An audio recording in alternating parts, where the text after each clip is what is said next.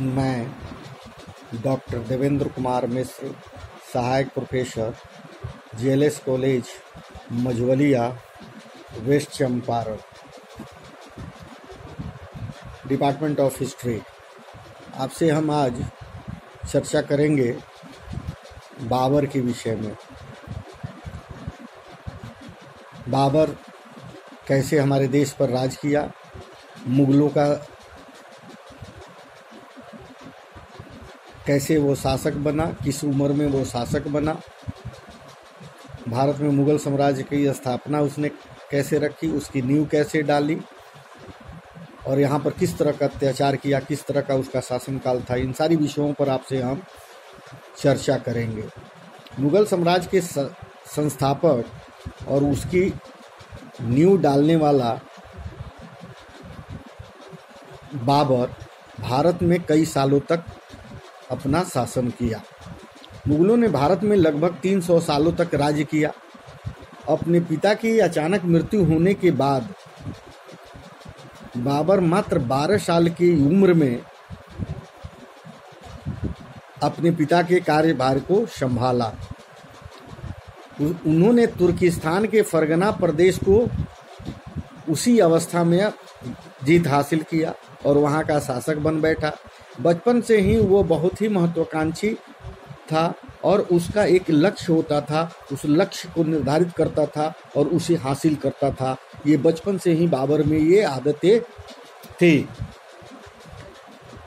बाबर मात्र 12 साल की उम्र में जो प्रदेशों का शासक बन बैठा और जो उसका लक्ष्य होता था उस पर वो आगे अपने निरंतर बढ़ते जाता था। बाबर अपने आप को चंगेज खान के परिवार के बताते थे। चंगेज खान उसकी माता के साइड के वंशज थे। तैमूर के राजा चुगताई तुर्क उनके पिता के वंशज थे। बाबर ने के खून में 2 महान शासकों का खून था। यही वजह थी कि बाबर एक महान योद्धा भी हुआ। कम उम्र से ही बाबर जंग के मैदान में उतर आए थे। उन्होंने शुरुआती दिनों में बहुत युद्ध और लड़ाइयाँ की और बहुत सारे हार जीत का भी सामना उसे करना पड़ा। बाबर का नाम जहरुद्दीन मोहम्मद बाबर था। उसका जन्म 23 फरवरी 1483 ईस्वी में हुआ था। फरगना घाटी के तुर्किस्तान में उसका जन्म हुआ था। कलुग निगार खानम उमर शेख बुरजा उसके माता पिता का नाम था। उसकी पत्नी आयशा सुल्तान, जैनब सुल्तान, महम सुल्तान, दिलदार मुबारा बेगम आदि था। उसके बेटे हिमायू थे, कामरान मिर्जा था, अस्करी मिर्जा था, हिंदल अहमद था, शाहरुख गुलजार था। और इन सारी चीज़ों को उसके जीवन काल में जो उसकी शुरुआती जीवन थी वह अपने परिवार की जिम्मेदारी कम उम्र में ही उठाना शुरू कर दिया था। अपने पैतृक स्थान फरगना को वे जीत तो गए थे लेकिन ज़्यादा दिन तक वहाँ राज नहीं कर पाए। वे इसे कुछ ही दिनों में पुनः हार गए। इसके बाद उसने बहुत कठिन समय देखना पड़ा और उन्होंने बहुत मुश्किल से जीवन यापन किया। लेकिन इस मुश्किल समय में भी उनके कुछ वफादारों ने उनका साथ नहीं छोड़ा। बाबर का साथ उनके कुछ जो वफादार थे उन्होंने इन कठिन परिस्थितियों में वो उनका साथ नहीं छोड़ा। कुछ सालों के बाद जब उसके दुश्मन एक दूसरे से दुश्मनी निभा रहे थे तब इस बात का फायदा उठाकर बाबर ने 1502 में अफगानिस्तान के काबुल को जीत लिया। इसके साथ ही उन्होंने अपना पैतृक स्थान फरगना और समरकंद को भी जीत लिया।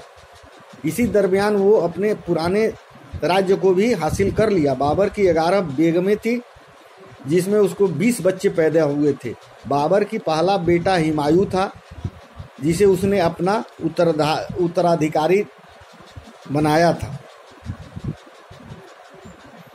मध्य एशिया में जब बाबर अपना साम्राज्य नहीं फैला पाया तब उसकी नज़र भारत की तरफ गई।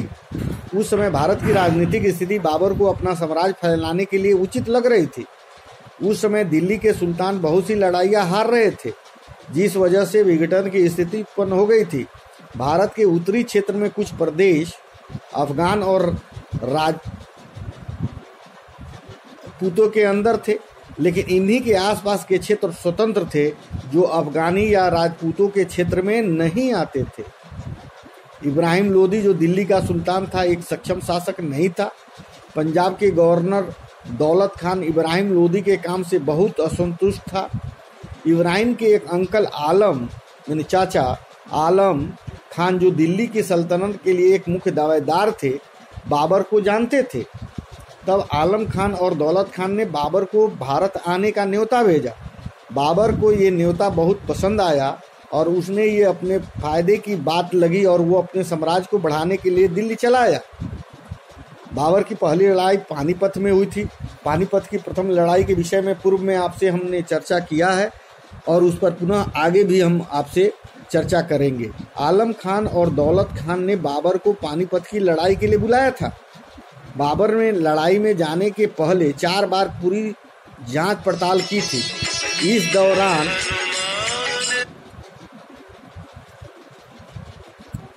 इसी दौरान कुछ गुस्से में बैठे अफगानी लोगों ने बाबर को अफगान में आक्रमण करने के लिए बुलाया।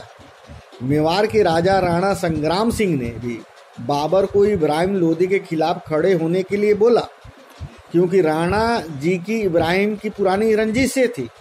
इन्हीं सब के चलते बाबर ने पानीपत में इब्राहिम लोदी को युद्ध के लिए ललकारा। अप्रैल 1526 में बाबर पानीपत की लड़ाई जीत गया। अपने को हारता देख युद्ध में इब्राहिम लोदी ने खुद को मार डाला, अपने आप को आत्महत्या कर ली। सबको ये लगा था कि बाबर इस लड़ाई के बाद भारत छोड़ देगा, लेकिन इसका ठीक उल्टा हुआ। बाबर ने भारत में ही अपना साम्राज्य फैलाने को ठान ली। भारत के इतिहास में बाबर की जीत पानीपत की पहली जीत कहलाती है। इसे दिल्ली की भी जीत माना गया है। इस जीत ने भारतीय राजनीति को पूरी तरह से बदल के रख दिया। साथ ही मुगलों के लिए भी ये बहुत बड़ी जीत साबित हुई। खनवा की लड़ाई पानीपत की जीत के बाद बाबर की स्थिति भारत में मजबूत नहीं थी। राणा संग्राम ने ही बाबर को भारत में आने का न्योता दिया था।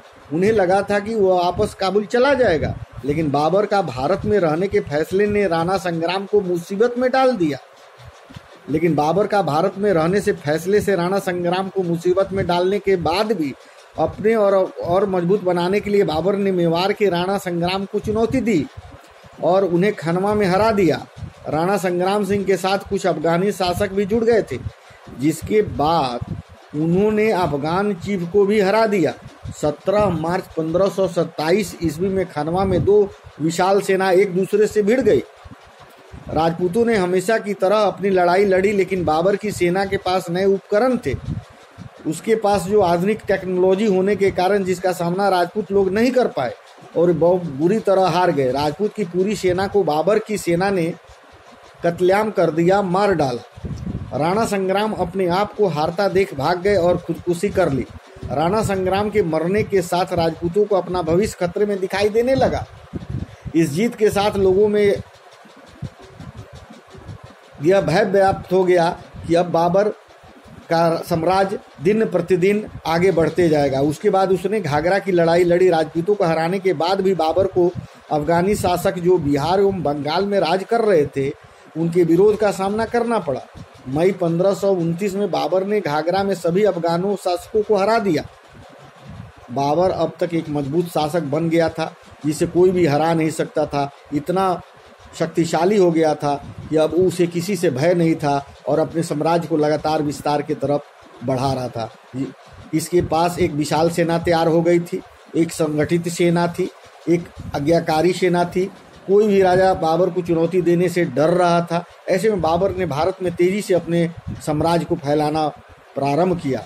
वो देश के कई कोनों में गया और उसने बहुत ही लूटपाट मचाई। बाबर बहुत ही धार्मिक प्रवृत्ति का नहीं था। उसने भारत में कभी भी किसी हिंदू पर इस्लाम अपनाने के लिए दबाव नहीं डाला। आगरा उत्तर प्रदेश में उसने अपनी जीत की खुशी में एक सुंदर सा गार्डन बनवाया। वहाँ उसने वह धार्मिकता को दर्शाने वाली वास्तु नहीं लगाई, उसके आराम बाग नामक दिया गया। बाबर के मरने के पहले बाबर पंजाब, दिल्ली, बिहार जीत चुका था। मरने से पहले उसने खुद को किताब भी लिखी थी, जिसमें उसके बारे में हर छोटी बड़ी बात थी। बाबर का बेटा हुमायूं था, कहते हैं कि जब वो 22 वर्ष का तब एक भयानक बीमारी से उसे घेर लिया और बड़े से बड़े वैद्य हकीम और उसकी बीमारी को ठीक नहीं कर पाए और सबका कहना था कि भगवान को कुछ कर सकते हैं। बाबर हुमायूं को बहुत चाहते थे, वे अपने उत्तराधिकारी को ऐसे मरते नहीं देख पा रहे थे। तब उन्होंने एक दिन हुमायूं के पास जाकर भगवान से प्रार्थना की कि वे चाहे तो उसकी जान ले लेकिन हुमायूं को ठीक कर दे। उसी दिन से हुमायूं की हालत सुधरने लगी और जैसे जैसे हुमायूं ठीक होता गया, बाबर बीमार होता गया। सबने उसे भगवान का चमत्कार ही समझा। इसके बाद 1530 ईस्वी में हुमायूं जब पूरा ठीक हुआ, उसके पश्चात बाबर की मौत हो गई। बाबर का अफगानिस्तान ले जाकर अंतिम संस्कार हुआ। हुमायूं इसके बाद मुगल साम्राज्य बने और दिल्ली की गद्दी पर राज किया। इस तरह धीरे धीरे साम्राज्य का बाद हुमायूं का अधिकार हो गया और 26 दिसंबर 1530 में बाबर की मृत्यु हो गई आगरा में और वहाँ से उसको वहाँ ले जाकर दफनाया गया। इन्हीं सब शब्दों के साथ आज मैं अपनी वाणी को विराम देता हूँ। अगले कुछ और विषयों पर आपसे हम चर्चा करेंगे। धन्यवाद।